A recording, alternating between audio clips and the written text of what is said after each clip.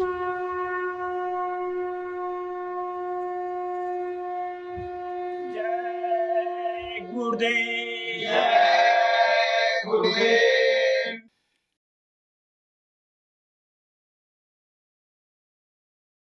जय गुरुदेव। जय गुरुदेव। चरणों में गुरु के गुजारा करे हम, नवल रूप निश दिन निहारा करे हम। चरणों में गुरु के गुजारा करे हम, नवल रूप निश दिन निहारा करे हम। चरण में शरण हो हमेशा उन्हीं के, चरण में शरण हो हमेशा उन्हीं के। शरण में मिले शांति सबके ही मन को, शरण में मिले शांति सबके ही मन को। कि जिसके दया से है रोशन धराए, वही नाम हर पल पुकारा करे हम। कि जिसकी दया से है रोशन धराए, वही नाम हर पल पुकारा करे हम। नजर में नजर हो हमेशा उन्हीं की, नजर में नजर हो हमेशा उन्हीं की। हृदय में हृदय हो हमेशा उन्हीं की। हृदय में हृदय हो हमेशा उन्हीं की। कि जिसके प्यारे हैं ये जीव सारे, उन्हीं गुरु की नजरों में प्यारे बने हम। कि जिसके प्यारे ये जीव सारे, उन्हीं गुरु के नजरों में प्यारे बने हम। वही आमने हो वही सामने हो, वही आमने हो वही सामने हो। यहाँ भी वही हो वहाँ भी वही हो। यहाँ भी वही हो वहाँ भी वही हो। वही भावना में वही कल्पना में, वही नाम पल पल पुकारा करे हम। वही भावना में वही कल्पना में, वही नाम पल पल पुकारा करे हम। चरणों में गुरु के गुजारा करे हम, नवल रूप निश दिन निहारा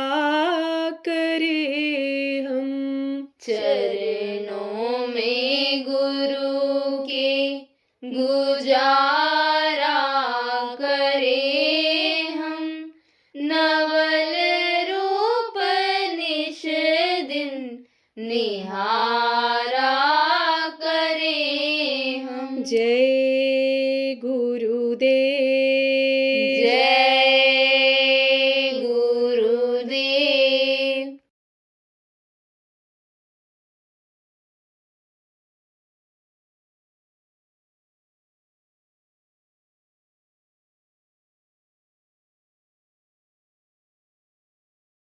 तब इन्होंने कर्मों का विधान बनाया, और कर्मों का विधान स्वयं नहीं बना सकते थे।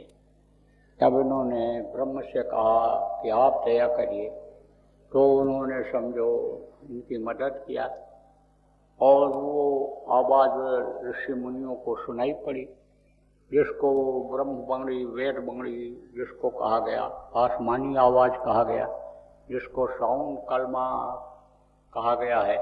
तो वो आवाज़ जो आ रही है ऊपर से हमेशा आ रही, उसको ऋषि मुनियों ने सुना, और उनको आदेश हुआ काल भगवान का कि इनको बता दो सबको, आप समझो, इनको समझा दो। ब्रह्मा को आदेश हुआ कि बता दो अब इनको, किसको, लोगों को, ये अच्छा है और ये बुरा है।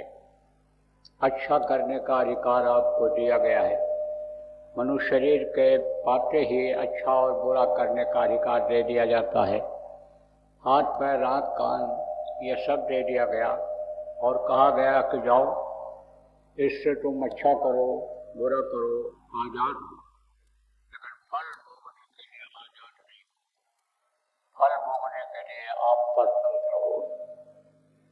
फल देना हमारे हाथ में रहेगा, फल हम देंगे। आजाद कर दिया।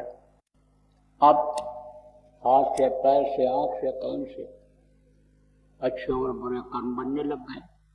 तो उस समय पर बुरा कर्म लोग नहीं करते थे, बुराई का बीज तो पड़ा था, लेकिन अच्छाई ज़्यादा थी। अच्छाई और बुराई का बीज खत्म नहीं होता है, यानी धर्म का और अधर्म का बीज हमेशा रहता है। कब से रहा? जब से ये कर्म बनाए गए, व्यवस्था में संशोधन हुआ, बदलाव हुआ, बहुत समय लग गया था। संविधान जब बनाया उन्होंने तो लागू करके देखा, जैसे नियम बनाते हैं और लागू करते हैं, तो उसमें जब दिक्कतें आती हैं तो उसमें फिर बदलाव करते हैं, फिर बदलाव करते हैं। नोटबंदी जब हुई थी तो जब लोग उसमें भी यानी चालबाजी करने लग गए, तरह तरह का हथकंडा, तरह तरह का तरीका निकाले, तब उनको बराबर हर दूसरे तीसरे दिन नियम बदलना पड़ा। इसी तरह से यानी लागू किया, लेकिन पूरा लागू नहीं हो पाया। तब भी खेप की खेप जीवात्माएं चली गई। फिर भी जब लागू हुआ तब उसमें यह कर्मों के चक्कर में फंसती चली गई। अब यह परिवर्तनशील संसार है, यहाँ बदलाव होता रहता है।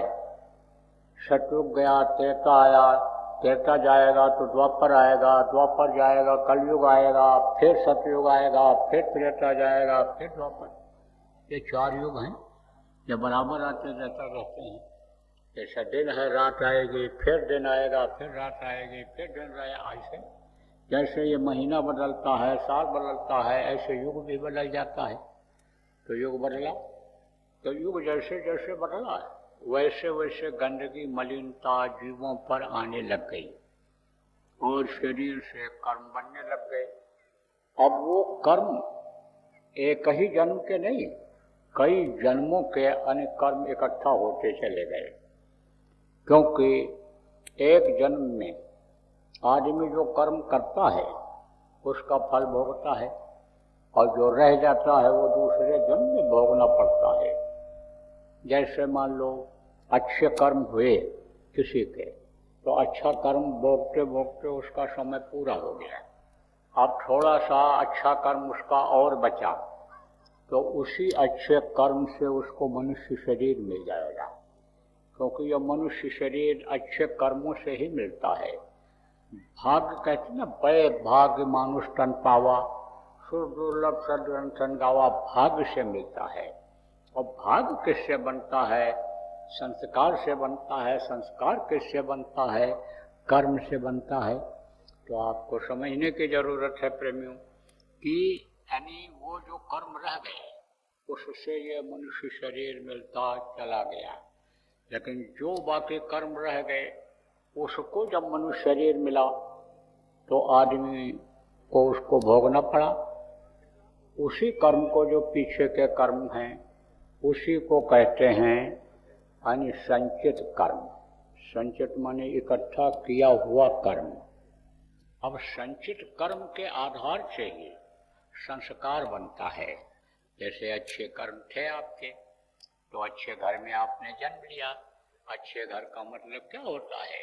धार्मिक घर में आप आए, धार्मिक देश में आपने जन्म लिया, धार्मिक प्रांत, धार्मिक एरिया में आपने जन्म लिया, धार्मिक लोग आपको मिले और फिर वो आपको बताए और फिर आप यहाँ पर आए। उससे क्या बना? उससे संस्कार बना। देखो बहुत से लोग हैं दुनिया में, लेकिन बहुत से धार्मिक विचारधारा के हैं। बहुत से लोग ऐसे भी हैं जो क्रूर हैं, मारकाट पर ही विश्वास करते हैं। कुछ लोग तो कहते हैं दया धर्म को हम छोड़ेंगे नहीं। स्वामी दया न छोड़िए जब घट में प्राण। कहते हैं दया को मत छोड़ना, जब तक घट में प्राण है तब तक दया बराबर जारी रखो, और दया जारी रखोगे तभी दयालु खुश होगा। वो तीन बंधु तभी खुश होगा। जब रूहों पर रहम करोगे तब वो रहमान खुश होगा। तो सब पर दया करो, रूहों पर दया करो। लेकिन कुछ लोग तो मार काट, हिंसा, हत्या का ही पेशा बना लिए हुए हैं। कुछ लोग तो ये मुर्गा बकरा भैंसा काटने का ही काम करते हैं। तो उनका संस्कार उस तरह का बन गया, उनके उस तरह के कर्म थे, उस घर में जन्म ले लिया। तो ये जो अच्छे कर्म थे समझो वही वो आपको ले आए, संस्कार आपको ले आया। और कहते हैं वही पुण्य जब मिला तो पुण्य मैंने न संता। पुण्य कभी किया होगा हमने तो हमको गुरु महाराज जैसे संत मिल गए। पुण्य जब इकट्ठा होता है तब ये संत मिलते हैं। तो संचित कर्म और क्रियमाण कर्म और प्रारब्ध कर्म, ये तीन कर्म होते हैं। संचित, क्रियमाण और प्रारब्ध, ये तीन कर्म होते हैं। और इन कर्मों का फल भोगना पड़ता है, सबको भोगना पड़ता है। देखो कर्म की सजा दूसरे दूसरे जन्मों में मिली है। तो यह समझो कर्मों के अनुसार ही नरक में जाना पड़ता है, कर्मों के अनुसार ही ये पशु पक्षियों की योनि में जाना पड़ता है।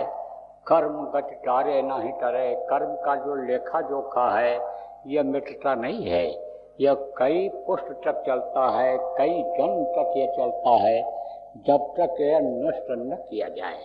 देखो कोई भी पौधे का बीज पड़ा हो और बारिश नहीं भी हुई एक साल, और जमीन के अंदर अगर बीज पड़ा हुआ है और दूसरे साल अगर बारिश हो गई तो फिर पौधा वो जम जाता है। इसलिए जड़ से खत्म करना जरूरी होता है। जैसे देखो कि गेहूँ है, गेहूँ में गेहूँ की तरह से ही एक पौधा समझो कि निकल आता है, मालूम पड़ता गेहूँ ही है, लेकिन उसमें उस तरह की बाल नहीं लगती है, दाने नहीं पड़ते हैं। और उसकी जड़ को अगर निकाल दिया जाए तो दोबारा नहीं जमेगा। और नहीं तो उसका जो बीज गिरता है उससे बहुत सारे पौधे होते हैं जो गेहूं के पौधे को दबा देते हैं। ऐसे ही बीज को खत्म करना जरूरी होता है। अब ये समझो कर्म का बीज कब खत्म होगा, कर्म कब चलेगा? जब कोई जलाने वाला मिलेगा, जलने का तरीका बताने वाला मिलेगा, तभी ये संभव होगा। जैसे देखो होलिका आज लोग जलाएंगे तो कंडा लकड़ी जिसको कहते हैं, लकड़ी सब जानते हो, कंडा किसको कहते हैं? राजस्थान में छाना कहते हैं, महाराष्ट्र में गौरी कहते हैं, कोई पूरब में इधर पूर्वी जो है जिलों में प्रदेश में गोईठा कहते हैं। तो ये सब इकट्ठा करके और फिर जलाते हैं। किसको जलाते हैं? होलिका को। अब होली सब लोग नहीं जलाते, कहते हैं कि जो समय मुहूर्त को जानते हैं होली जलाने का, जो जिनके जलाने से फायदा होगा वो उनको बुलाया जाएगा। तो विद्वान आते हैं, पंडित जी लोग आते हैं, या कोई ऐसा जानकार जिसको लोग मान्यता दे रखे हैं वो जलाता है। इसी तरह से कर्म को हर कोई नहीं जला सकता है। कर्मों को कौन जलाता है? जिसके लिए कहा गया कर्म फांस छूटे नहीं, कर्म का बंधन होता है। कर्म बंधन के बारे में सुबह आपको बताया था, ये शरीर मिला, ये पुत्र परिवार धन दौलत, ये जो हाथ हवेली है, ये सब कर्म के वजह से ही मिला है। ये कर्म भोगने के लिए ही मिला है। ये बंधन है। और इससे कर्म अच्छा करने के बजाय छूट न अधिक अधिक अरुझाई, कि उलझता आदमी उसी में चला जाता है। तो ये कर्म फांस है। फांस किसको कहते हैं? बंधन को, रस्सी को जिससे बांध दिया जाता है। तो कहा कर्म फांस छूटे नहीं, कहते करो उपाय, और सतगुरु मिले तो उबरे और नहीं तो भटका खाए। सतगुरु अगर मिल जाते हैं तो कर्मों को कटवा देते हैं। कर्म कैसे कटते हैं? देखो प्रेमियों, संचित कर्म कट जाते हैं। आप ये समझो, जो इकट्ठा है वो कर्म कट जाता है। कब कट जाता है? जब सतगुरु अपने शरण में ले लेते हैं जीवों को। काल के हाथ में जीव की जो डोर है उसको लेकर के अपने हाथ में जब त्रिकुटी अपने स्थान पर उसको बांध देते हैं, तब वो कर्मों का असर कम हो जाता है। और अगर मान लो भारी कर्म बने हुए हैं, या आने से पहले ये जो क्रियमाण कर्म है, क्रियमाण किसको कहते हैं? जो आदमी आँख कान हाथ पैर से कर्म करता है, चाहे अच्छा हो चाहे बुरा हो, ये जो कर्म है इसको वो कटवाने का तरीका बता देते हैं कि इस तरह से तुम अपने कर्मों को काट सकते हो।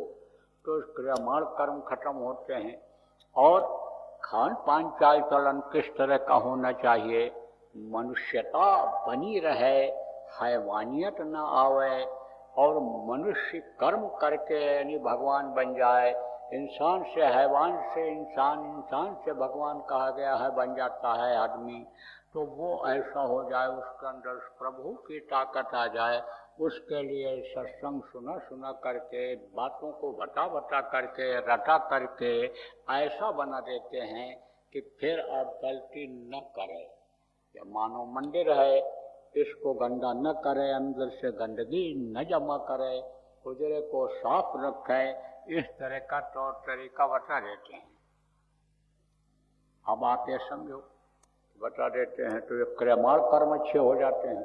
और जो क्रियमाण कर्म पीछे के रह गए, जो कर दिया था, वो भी साफ होता है, धीरे धीरे साफ होता चला जाता है। और प्रारब्ध कर्म जो होते हैं वो शरीर छूटने के साथ में जाते हैं, लेकिन प्रारब्ध में भी परिवर्तन हो जाता है। जैसे मान लो कोई चोरी करता था और पकड़ा जाता था, तो पुलिस वाले ठोकते पीटते थे, मार पड़ती थी। अब चोरी करना उसने छोड़ दिया तो अब मार नहीं पड़ेगी। अब मार नहीं पड़ेगी, क्यों मार पड़ेगी? ऐसे ही समझो कि प्रारब्ध जो जिससे बन जाता था, यानी जैसे कोई चोरी करेगा सजा मिलेगी, 1 दिन बच जाए, 2 दिन बच जाए, तीसरे दिन चौथे दिन किसी न किसी दिन तो धर लिया जाएगा, पकड़ लिया जाएगा। तो फिर जब को बोलेगा हमने इतनी इतनी गलतियाँ किया, इतनी चोरियाँ किया, तो सजा बढ़ती चली जाएगी, नहीं बढ़ती चली जाएगी। ऐसे ही प्रारब्ध जो कर्मों की वजह से होने को था, कि ऐसा बुरा होने को था, वो नहीं होता है, उसमें भी परिवर्तन हो जाता है।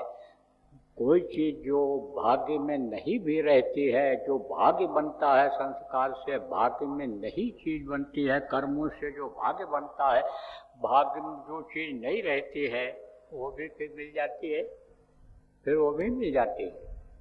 तो अब आपको समझने की ज़रूरत है प्रेमियों, कि ये जो कर्मों का फूस है, कर्मों का ये जो समझो कि ये जो तकलीफ देने वाला ये चीज़ है, ये कैसे खत्म होता है? ये जो है, जो मनसा वाचा कर्म ये हैं, उनको ये भक्ति करा करके, भक्ति सिखा करके और कटवा दिया करते हैं। मनसा वाचा कर्मणा तो इसको कहते हैं, भी आपको बता दें। मन में जो आदमी सोचता है कि इनका बुरा हो जाए, इनके साथ ऐसा कर रहे हैं, हम बहन बहू बेटी के साथ बुरा कर्म करते हैं, इनकी औरत के साथ करते हैं, भगा के ले जाएं, इनका धन हड़प कर लें, मन गुनावन करता है ना। मन अच्छा भी काम सोचता है करने के लिए।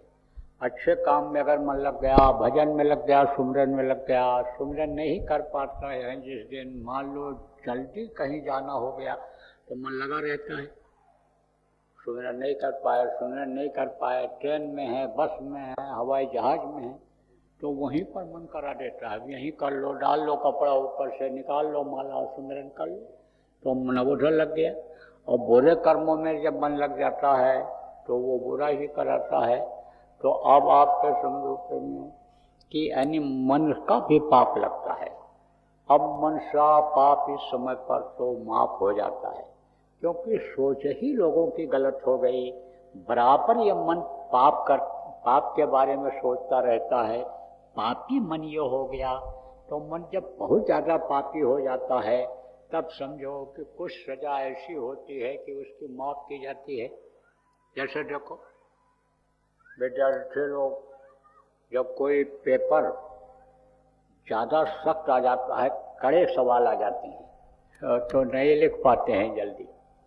कोई मिल गया आदमी ऐसा कि जो कोर्स में नहीं था और उसने पेपर बना दिया अपने हिसाब से, अपनी योग्यता के हिसाब से बना दिया, और स्कूलों में उतनी योग्यता के मास्टर नहीं रहे, वो उनके हिसाब से बच्चे पढ़े हैं तो उसको नहीं लिख पाते हैं।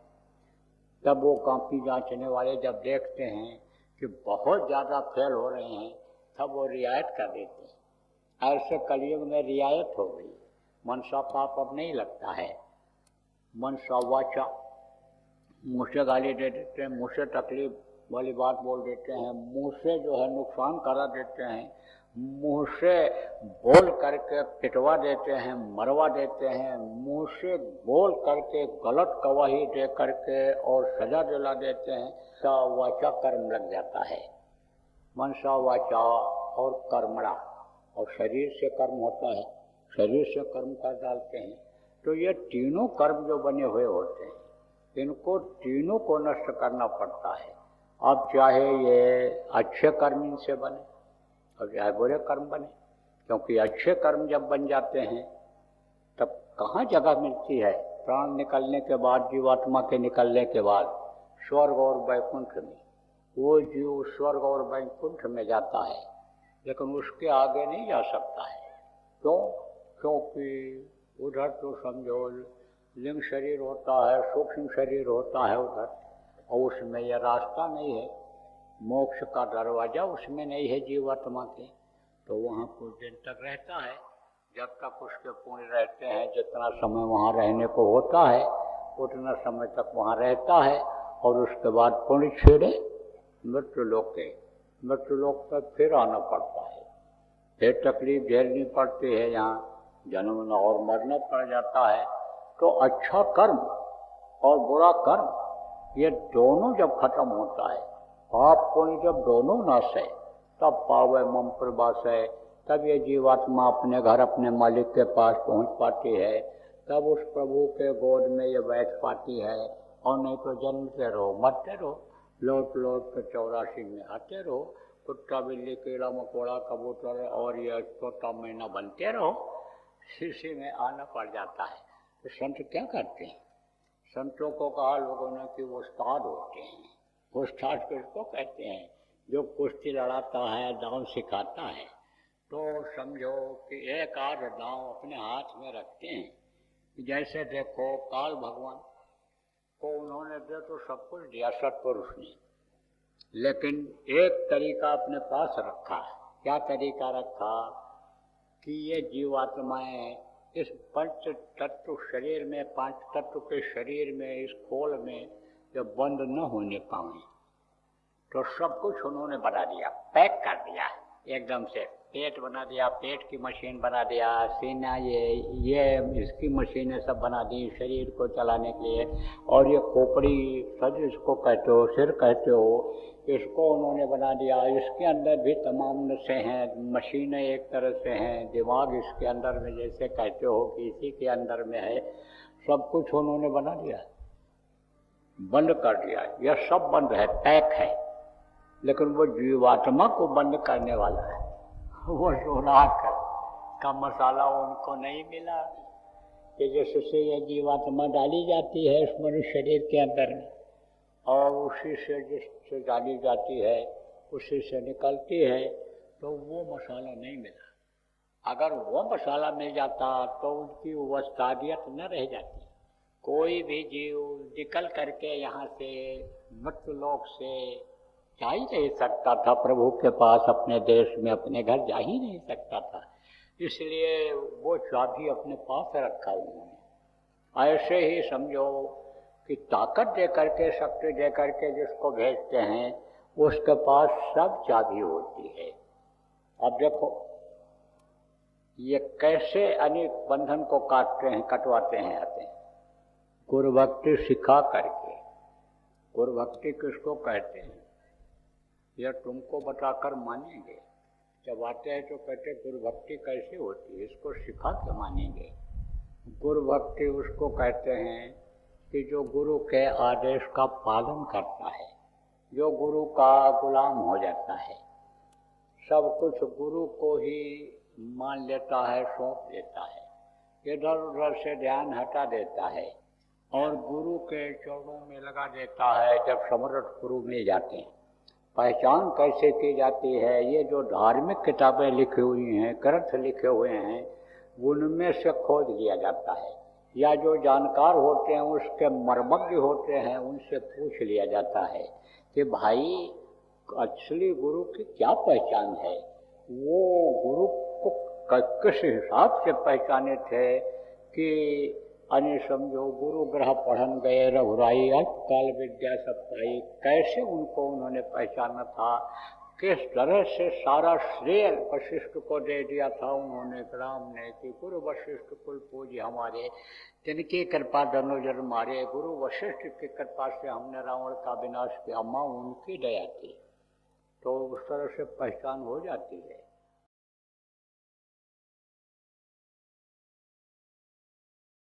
उज्जैन जो आपका आश्रम है जिसको मजबूरी में बनाना पड़ा था, तो वहीं पर भंडारा का कार्यक्रम प्रतिवर्ष होता है।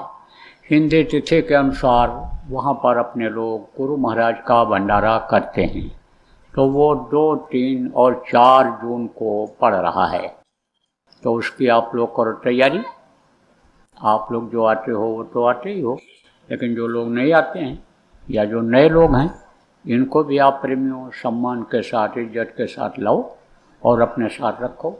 उनको भी सत्संग सुनवाओ, उनको भी आप अपने ही हाथों से प्रसाद लेकर खाने के लिए प्रेरणा दो। वो लोग भी अपने बच्चों के लिए अपने हाथ से प्रसाद लेकर के हमें बच्चों को खिलाएं। आपको मालूम है पुराने लोगों को कि भंडारे का प्रसाद फलदायी होता है, हर तरह से फायदा करता है, इसलिए कार्यक्रम भंडारे का तो छोड़ना ही नहीं चाहिए। संकल्प बनाओगे, गुरु महाराज को याद करोगे, गुरु महाराज आपको खींच लेंगे, बुला लेंगे। तैयारी करो, मन बनाओ, संकल्प बनाओ आपको, तो भंडारे की करो तैयारी। जय गुरुदेव। सरकारी व गैर सरकारी अनुदान के लिए बिना सत्संगियों के सहयोग द्वारा जनहित के कार्यों में लगी हुई बाबा जय गुरुदेव धर्म विकास संस्था का मुख्यालय पिंगलेश्वर रेलवे स्टेशन के सामने मक्सी रोड, उज्जैन, मध्य प्रदेश में है। यहाँ पर सत्संग व नामदान का कार्यक्रम होता रहता है। अतः आप श्रोताओं से अनुरोध है कि बाबा उमाकांत जी महाराज के आश्रम उज्जैन एक बार परिवार सहित जरूर पधारिएगा। आपके सुझाव के लिए व्हाट्सएप नंबर 9575600700। जय गुरुदेव, जय गुरुदेव।